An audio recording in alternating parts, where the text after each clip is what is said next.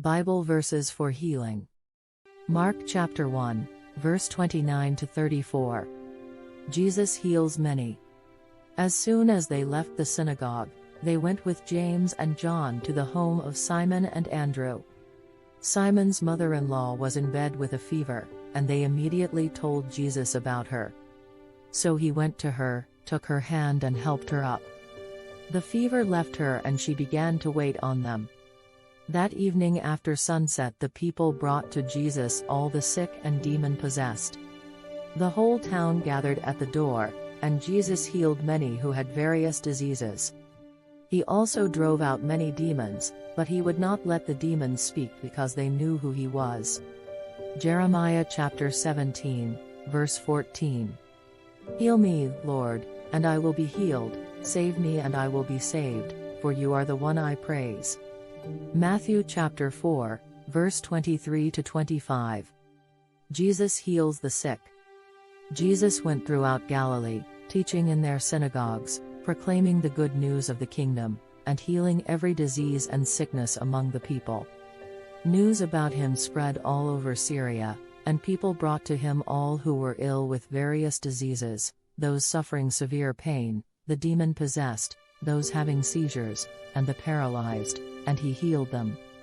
Large crowds from Galilee, the Decapolis, Jerusalem, Judea and the region across the Jordan followed him. Luke chapter 8, verse 40 to 53. Jesus raises a dead girl and heals a sick woman. Now when Jesus returned, a crowd welcomed him, for they were all expecting him. Then a man named Jairus, a synagogue leader, came and fell at Jesus' feet, pleading with him to come to his house because his only daughter, a girl of about 12, was dying. As Jesus was on his way, the crowds almost crushed him. And a woman was there who had been subject to bleeding for 12 years, but no one could heal her. She came up behind him and touched the edge of his cloak, and immediately her bleeding stopped. "Who touched me?" Jesus asked. When they all denied it, Peter said, "Master, the people are crowding and pressing against you."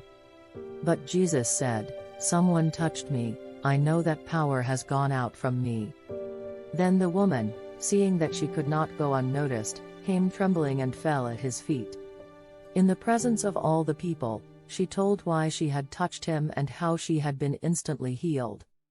Then he said to her, "Daughter, your faith has healed you. Go in peace." While Jesus was still speaking, someone came from the house of Jairus, the synagogue leader. "Your daughter is dead," he said. "Don't bother the teacher anymore." Hearing this, Jesus said to Jairus, "Don't be afraid, just believe, and she will be healed." When he arrived at the house of Jairus, he did not let anyone go in with him except Peter, John, and James, and the child's father and mother. Meanwhile, all the people were wailing and mourning for her. "Stop wailing," Jesus said. "She is not dead but asleep."